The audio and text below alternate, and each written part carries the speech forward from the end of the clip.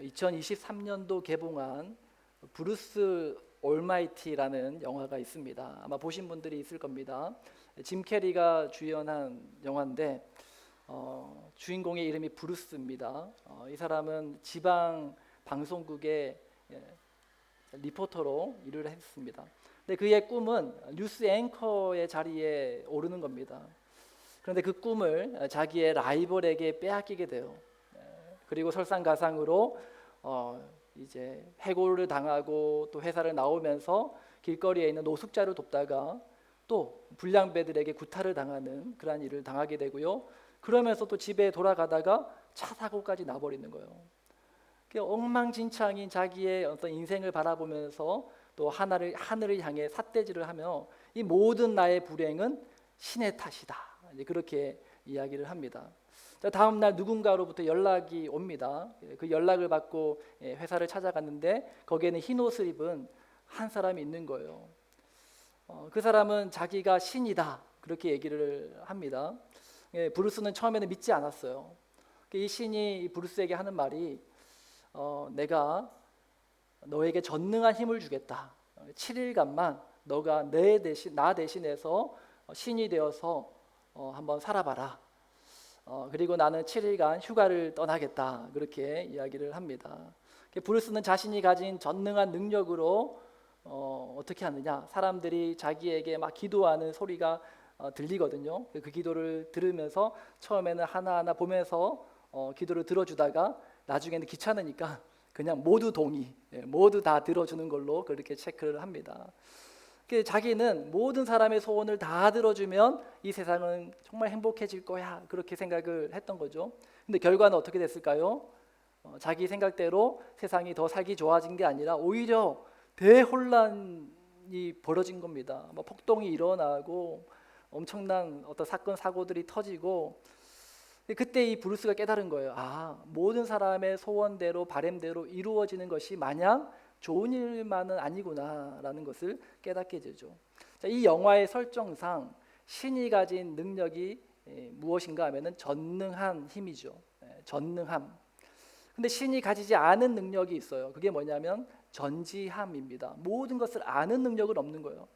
만약 브루스가 전능한 능력만 받은 게 아니라 모든 것을 아는 전지한 능력도 받았다면 아마 사람들의 소원을 들어줘야 될지 말아야 될지도 알았겠죠. 그런데 모든 일을 하는 능력은 그가 받았지만 모든 것을 아는 미래까지도 다 훤히 꿰뚫는 그런 능력은 없었던 겁니다. 그런데 오늘 시편 139편을 통해서 발견하는 하나님은 어떤 하나님이냐? 전지하신 하나님이다라는 거예요. 무엇보다도 하나님은 우리 개개인의 인생에 대하여 모든 것을 아시는 하나님이시다라고 말씀합니다. 오늘 보면 1절 말씀 한번 보겠습니다. 우리 1절 다 같이 읽습니다. 시작. 여호와여 주께서 나를 살펴보셨으므로 나를 아시나이다. 하나님이 나를 살펴보시고 나를 아신다라는 거예요. 어느 정도로 날 잘 아시는가? 성경을 말씀하죠. 나의 머리털 개수까지도 아시는 하나님이시다. 그만큼 우리를 잘 아시는 하나님이다라는 거죠. 그럼 구체적으로 나에 대해서 무엇을 아시느냐? 2절 말씀 보시면 이렇게 말씀합니다. 주께서 내가 안고 일어섬을 아신다. 나의 안고 일어섬을 아신다라는 말은 나의 모든 행동의 시작과 끝을 아신다라는 겁니다. 그러니까 내가 언제 앉고 언제 일어설지를 하나님이 아신다라는 겁니다.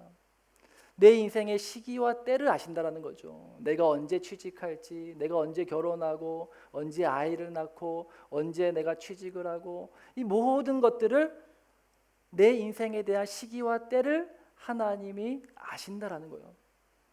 그리고 또 하나님이 나에 대해서 무엇을 아실까요? 3절 말씀 보시면 나의 모든 길과 내가 눕는 것을 살펴보셨으므로 나의 모든 행위를 익히 아시오니. 하나님이 나에 대해서 아는 것이 나의 시기와 때만 아는 것이 아니라 나의 모든 길, 내가 어디로 가야 하는지, 내가 어디에 누워야 할지, 내가 어디에 있어야 할지도 하나님 아신다라는 거예요. 어느 나라 가서 살아야 될지, 어느 도시에 가서 살지, 어느 직장으로 취직해야 될지, 어디서 공부하게 될지 하나님이 다 아신다라는 거죠. 문제는 뭘까요? 하나님은 내 인생의 모든 시기와 때를 아십니다. 그리고 내가 가야 될 길, 내가 있어야 할 자리 하나님 다 아세요. 근데 문제는 뭐냐면 하나님은 아시는데 나는 모른다라는 거예요. 그러니까 하나님은 아시는데 왜 우리에게 가르쳐 주시지 않을까요? 가르쳐 주시면 좋잖아요. 궁금하잖아요. 내가 나중에 어느 학교에 가고 어느 직장에 취직하게 되고 언제 내가 승진하게 되고 그거 알면 답답하지 않을 텐데 그걸 모르니까 언제입니까 하나님? 어디입니까 하나님? 계속 묻는 거 아닙니까? 사람들이 이게 궁금해가지고 어떻게 할까요? 점을 보러 가는 거예요. 그리고 용하다는 목사님들을 찾아갑니다. 그래서 예언의 은사를 받으신 목사님들에게 가가지고 뭐 예언도 받으면서 그렇게 내 미래를 알려고 하는 겁니다. 근데 만약에 한번 생각해 보세요.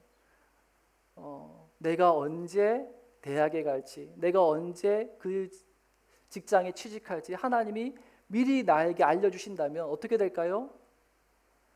우리 재원이가 우리 또 지난주에 좋은 소식을 가지고 와서 우리 성도들과 나누었는데 그 학교에 또 그 과에 들어갈지를 몰랐잖아요. 제가 이제 재원이가 얼마나 열심히 공부했는지 잘 알거든요. 정말 그 과작들과 떨어진 곳에서 저렇게 피부가 하얘질 정도로 그렇게 집안에서 그렇게 공부를 했던 우리 재원이.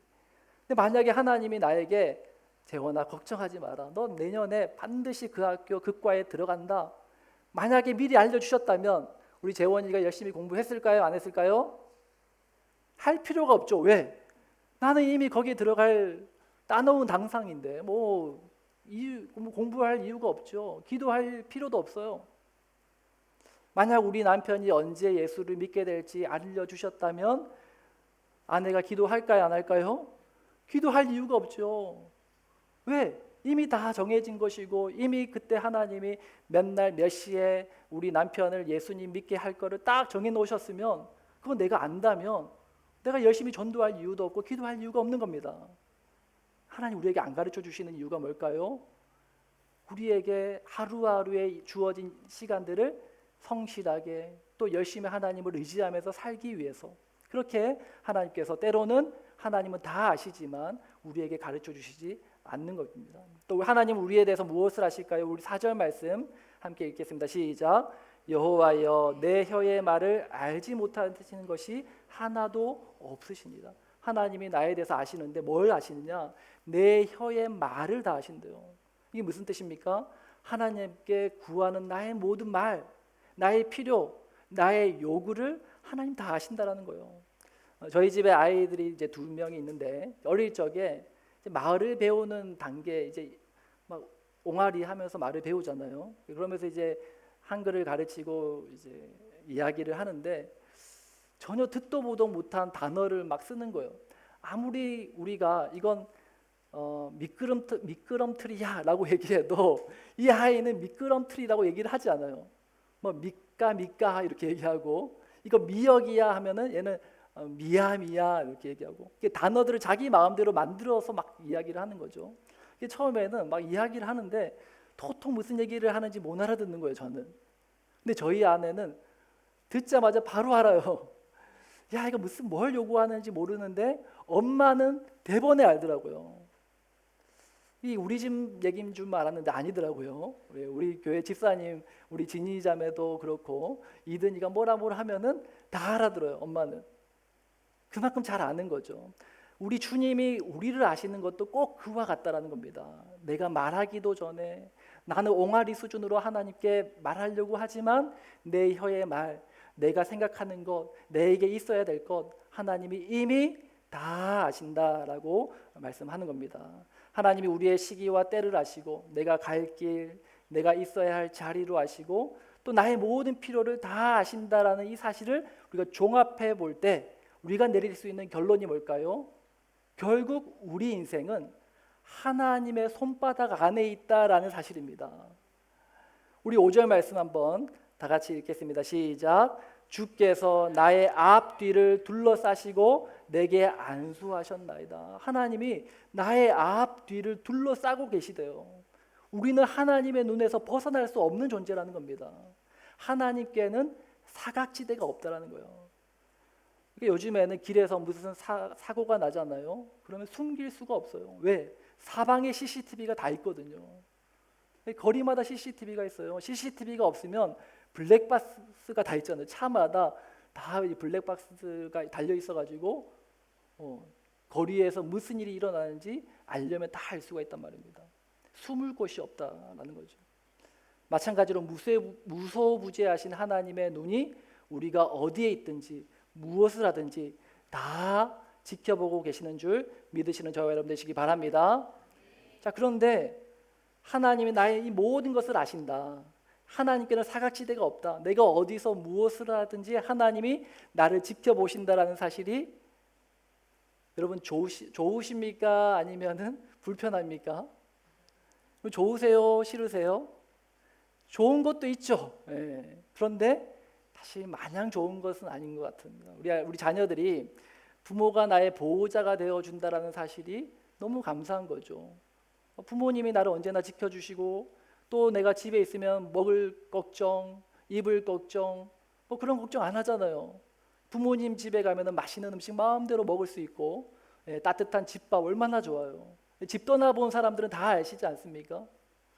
그런데 우리 자녀들에게는 또한 동시에 그 부모의 그 보호함 안에 있다라는 것이 너무나도 감사하고 축복인 줄 알지만은 또 한편에는 어떤 마음이 있어요? 그 부모의 그늘에서 벗어나고 싶은 그런 본능. 우리 청소년들은 이해하시죠? 여러분들 아마 오래전에 일이어가지고 기억 못하실 분들도 있겠지만 저는 그랬어요. 제 청소년 시기를 돌이켜보면 뭔가 부모님으로부터 떨어지고 싶은 마음, 뭔가 해방되고 싶은 마음. 왜? 늘 집에 있으면 잔소리 듣고 간섭하시고 그게 싫은 거죠. 자, 이런 관계가 우리와 하나님과의 관계에서도 동일한 겁니다. 하나님의 보호하심은 좋아요. 그런데 하나님이 없는 사각지대에서 내 마음대로 살고 싶은 그 본능, 그 죄성이 우리 안에 있다라는 것입니다. 시인도 그걸 그렇게 이제 고백하고 있습니다. 8절 말씀 보십시오. 내가 하늘에 올라갈지라도 거기 계신다. 내가 열심히 노력해서 저 하늘로 높은 곳으로 오른단 말입니다. 남들 다 부러워하는 그 스카이라인에 올라서 사는 거예요. 대한민국 상위 1% 안에 든 겁니다. 대단한 거잖아요. 뿐만 아닙니다. 누군가는 수월에까지 내려가요. 내 하고 싶은 대로 내 마음대로 살다 보면 어떻게 될까요? 내 인생이 밑바닥까지 내려가는 수도 있는 겁니다. 그런데 거기에도 하나님이 계신 거예요. 내가 열심히 노력해서 저 하늘 끝까지 올라도 거기에도 하나님 계시고, 내 인생 내 마음대로 살다가 실패하고 좌절해서 저 벼랑 끝에 가도 거기도 하나님 계시다라는 거죠. 9절 말씀 보십시오. 내가 새벽 날개 치며 바다 끝에 가서 거주할지라도 거기도 하나님 계시대요. 무슨 뜻일까요? 새벽 날개 치며 바다 끝에 간다. 반지의 제왕 보면은 간달프가 독수리 타고 도망치잖아요. 그런 이제 장면이 연상되지 않습니까? 오늘 우리로 치면은 새벽 비행기 타고 모든 세상에서 가장 멀리 떨어진 곳 어디예요? 이곳 뉴질랜드. 제가 지도를 놓고 보면 온 세상에서 가장 동떨어진 곳이 뉴질랜드 같아요. 새벽 비행기 타고 아무도 나를 찾지 못하는 이 머나먼 곳 뉴질랜드로 와도 이곳에도 하나님이 계시다라는 거죠. 뛰어봤자 하나님 손바닥 아니라는 겁니다. 여기저기 도망쳐도 보고 또 내 뜻대로 살면서 하나님 감시망에서 벗어나려고 해봐도 그러나 내 인생이 결국 하나님 손바닥 안에 있구나. 하나님이 우리를 자기 손바닥 위에 두시려는 이유가 뭘까요? 우리를 감시하기 위함이 아니라는 거예요. 우리를 감시하고 잘못하면 혼내려고 보는 겁니까? 아니라는 거예요. 우리를 보호하시기 위해서, 지켜주시기 위해서. 그러니 하나님의 손바닥 안에 있음을 감사할 줄 아는 저와 여러분 되시기를 예수님의 이름으로 축복합니다. 지난 한 해를 돌아볼 때 좋은 일도 있고 또 슬픈 일도 있었고 또 다사다난했던 그런 한 해였죠. 근데 지금 이 시간 우리가 하나님 앞에 나와서 예배할 수 있는 것 이 하나만으로도 하나님께 큰 감사의 제목이라는 사실을 깨닫는 우리 모두가 될 수 있기를 주님의 이름으로 축복합니다. 자, 우리가 살면서 때로는 피할 수 없는 고난도 만납니다. 내가 잘못해서 당하는 고난이 아니라 욥의 고난같이 이유를 알 수 없는 고난을 만날 때가 있습니다. 11절 말씀 한번 다 같이 읽겠습니다. 시작. 내가 혹시 말하기를 흑암이 반드시 나를 덮고 나를 두른 빛은 밤이 되리라 할지라도, 내 인생 가운데 도무지 이해되지 않는 흑암이 찾아올 때가 있다라는 거예요. 인생의 어두운 터널 같은 시간이 다가올 수 있다라는 겁니다. 근데 하나님은 우리에게 뭐라고 말씀하십니까? 그 다음 12절 말씀 우리 함께 읽습니다. 시작. 주에게서는 흑암이 숨기지 못하며 밤이 낮과 같이 비추이나니 주에게는 흑암과 빛이 같음이니이다. 주에게서는 흑암이 숨기지 못하고 밤이 낮과 같이 비추고 또 주에게는 흑암과 빛이 같대요. 무슨 말일까요? 저희 아이니는 이제 어릴 적부터 그림 그리는 걸 좋아했습니다. 그래가지고 뭐 어릴 때부터 그림 엽서를 그려가지고 뭐 크리스마스 카드, 또 생일 카드, 그러면 이제 그림을 나름대로 그려가지고 저에게 매년 이렇게 가져오고 이렇게 그림을 그려주는데, 제가 그걸 다 버리지 않고 제 노트에 끼워 놓거든요. 근데 그림을 쫙 펼쳐놓고 보면 변천사가 있어요. 완전 어릴 때 한 4살, 5살 그때 그렸던 그림과, 그리고 한 좀 커가지고 8살, 9살 됐을 때 그렸던 그림, 또 지금 이번에 크리스마스 이제 카드를 받았을 때 펼쳐본 그림 다 달라요. 뭐가 다를까요? 그림자가 생기더라고요. 예전에는 그림자가 없었단 말이에요. 그냥 윤곽만 대충 그렸어요. 평면, 그냥 동그라미 그리고 눈, 코, 입 그리고 이게 아빠야 하면서 보여주는 거예요. 근데 이제는 그림자가 생긴 거예요. 그림자가 생기니까 이 그림이 입체감이 생기는 거죠. 생동감이 느껴지는 거예요. 우리가 지지난주에 수련회 장소 답사를 다녀왔거든요. 이게 쭉 뉴질랜드 우리 수련회 하는 장소가 오클랜드 위쪽에 있습니다. 가다 보니까 긴 터널이 있더라고요. 생긴 지 얼마 안 된 터널이라고 합니다. 그전에는 그 터널을 안 지나가면 어떻게 됐을까요? 물으니까 삥 돌아가야 된대요. 거의 한 30분, 1시간 더 걸린다는 겁니다. 근데 그 터널이 생기니까 그 터널로 지나가면 굉장히 시간도 아끼고 또 편하게 갈 수 있는 거죠. 근데 만약에 나는 터널이 무서워, 나는 어둠이 싫어, 나는 터널에 못 들어가겠어, 그러면 어떻게 될까요? 시간 낭비하고요, 또 멀리 돌아가야 되는 겁니다. 내 인생에 터널이 있는 이유가 뭘까요? 하나님이 내 인생에 큰 그림을 그리시면서 그림자를 만드신 이유가 뭘까요? 하나님의 뜻이 있는 거예요. 주에게는 어둠과 빛이 같다라는 뜻이 바로 그런 겁니다. 하나님에게 있어서 어둠은 어둠 그 이상의 의미를 지닌다라는 거예요. 빛을 더 빛되게 할 그 가치로서 어둠을 사용하신다라는 겁니다. 오늘 우리의 인생에도 어둠의 시기가 찾아올 수 있습니다. 반드시 찾아와요. 그리고 그 시기를 지금 지나고 계신 분들도 우리 가운데 있습니다. 근데 이 말씀 꼭 기억하시기 바랍니다. 하나님에게는 어둠과 빛이 같습니다. 빛 대신 주님께서 더욱 내 삶을 환하게 빛나게 하시기 위하여 필연적으로 어둠을 사용하고 계시다라는 사실 꼭 기억하실 수 있게 되길 바랍니다. 어둠의 시간이 길어질수록, 그러나 그 어둠이 끝나고 내 인생 가운데 환하게 비춰질 그 빛이 더욱더 찬란하게 빛날 것을 믿는, 그리고 하나님을 끝까지 신뢰하는 우리 모두가 될 수 있기를 예수님의 이름으로 축복합니다. 자, 하나님은 이와 같이 우리 인생 가운데 큰 그림을 그리기 원하신다라는 거예요.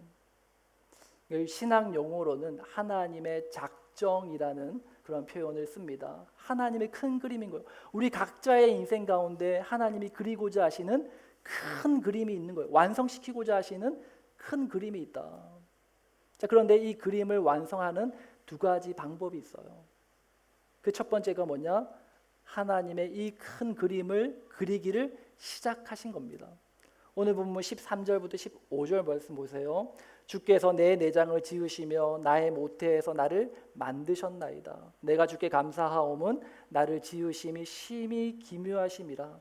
주께서 하시는 일이 기이함을 내 영혼이 잘 아나이다. 우리 15절 함께 있습니다. 내가 은밀한 데서 지음을 받고 땅의 깊은 곳에서 기이하게 지음을 받은 때에 나의 형체가 주의 앞에 숨겨지지 못하였나이다. 하나님이 내 인생을 시작하는 그 순간부터 하나님의 작정하심, 하나님의 큰 그림은 이미 준비되어 있었다라는 거예요. 우리는 이 세상에 내가 태어나고 싶어서 태어나는 사람 단 한 사람도 없어요. 그래서 독일의 철학자 하이데거는 피투성이라는 단어를 써가지고 우리는 던져진 존재다. 누군가가 나를 이 세상에 던졌다라는 거예요. 성경은 하나님이 우리 인생을 이 세상 가운데 보내셨다라고 말씀하는 겁니다. 우리가 무슨 일을 시작할 때 어떤 목적을 가지고 시작하지 않습니까? 하나님도 우리 인생을 시작하시면서 목적을 가지고 시작하셨다라는 거예요. 그리고 반드시 그 목적을 이루실 겁니다. 왜요?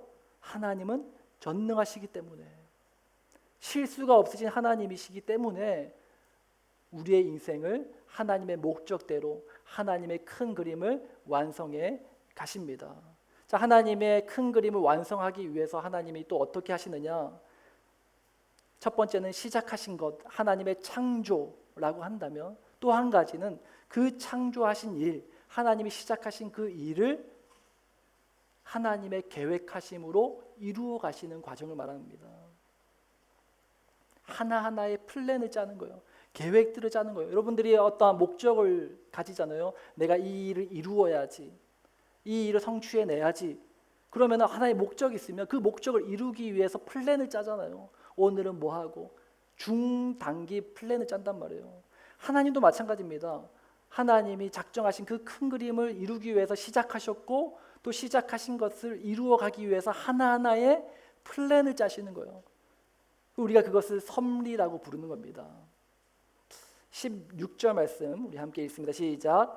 내 형질이 이루어지기 전에 주의 눈이 보셨으며 나를 위하여 정한 날이 하루도 되기 전에 주의 책에 다 기록이 되었나이다. 내가 태어날 때 이미 그 순간 하나님이 내 인생을 향한 하나님의 플랜, 하나하나의 계획, 어느 때에 누구를 만나고 어떤 일을 이루고 어떤 성취를 이룰지 하나님의 책에 다 기록되었다라는 거예요. 우리가 수련회를 가는데 2박 3일간의 수련회를 진행하는 데 있어서도요, 많은 계획이 필요해요. 하물며 100살까지 사는 우리의 인생에 대하여 하나님의 계획이 얼마나 많을까.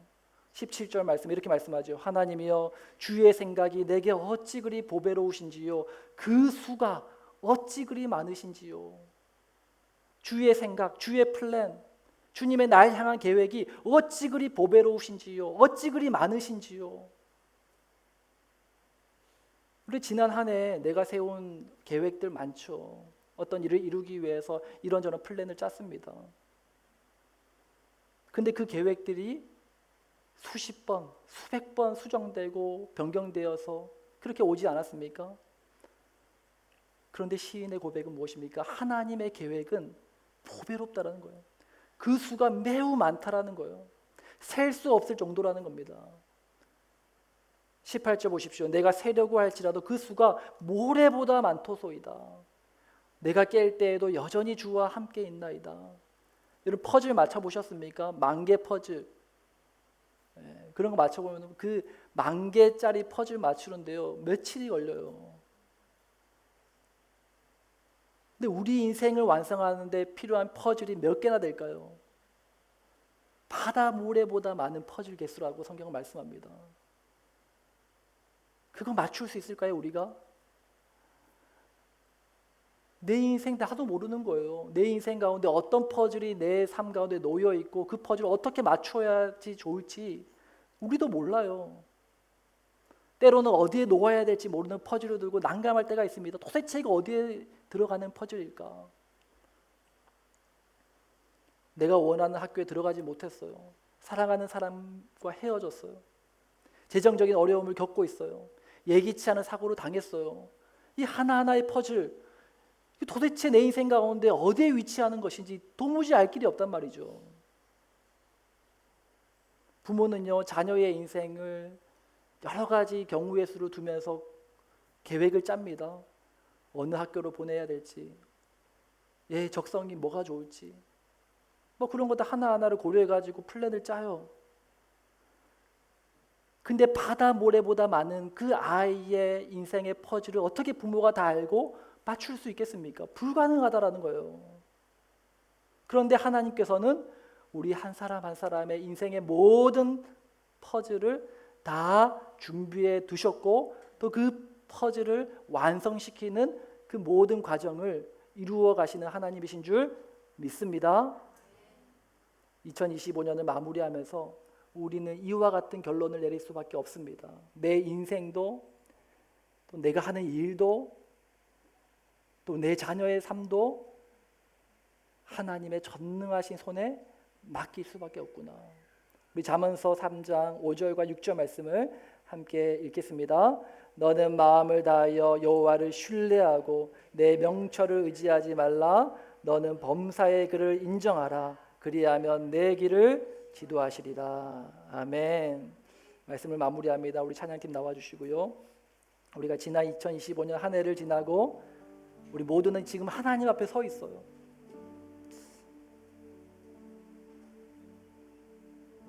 결국 돌고 돌아서 내가 하나님 앞에 서 있구나. 내가 아무리 내 열심으로 저 하늘 높이 오른다 할지라도 거기도 하나님 계시고, 때로는 실수해서 저 인생의 벼랑 끝에 가 머문다 할지라도 거기에도 하나님이 계시고, 도무지 이해할 수 없는 인생의 퍼즐 조각 하나를 들고 안절부절하고 있는 그 순간에도 하나님은 이미 그 퍼즐을 어디에 두어야 될지를 이미 하나님에게는 큰 그림이 있으신 겁니다. 다가오는 2026년 새해에는 내 인생을, 나의 모든 것을 하나님의 완전하신 손에 온전히 내어 맡길 수 있는 지혜로운 우리 하늘샘교회 성도님들 다 되시기를 예수님의 이름으로 축복합니다. 우리 지금 함께 말씀을 생각하면서 우리 이 찬양 함께 고백하고 기도하며 나가겠습니다.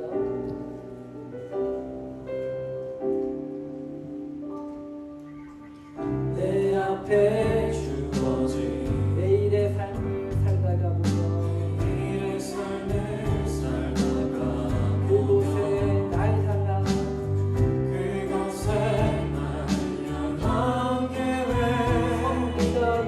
성미가 있다네.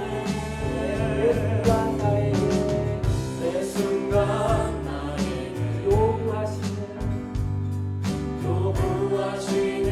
작은 믿음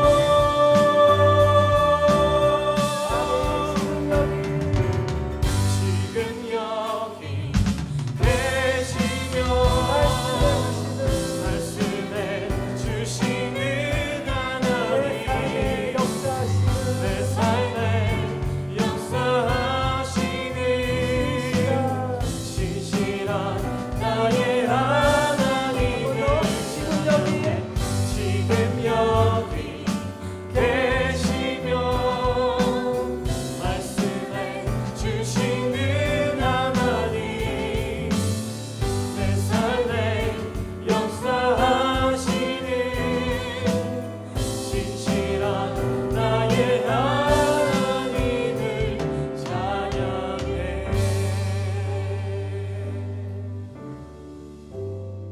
이 시간에 기도하며 나갑니다. 날 향한 하나님의 계획을 내가 신뢰합니다. 하나님, 가장 좋은 길로, 가장 완전한 길로 오늘도 우리의 삶을 이끄심을 믿습니다. 끝까지 주님만 붙들고 주님만 신뢰하며 살아가는 우리의 삶이 되게 하여 주옵소서. 이렇게 말씀 생각하면서 그 앞에 기도하고 나가겠습니다.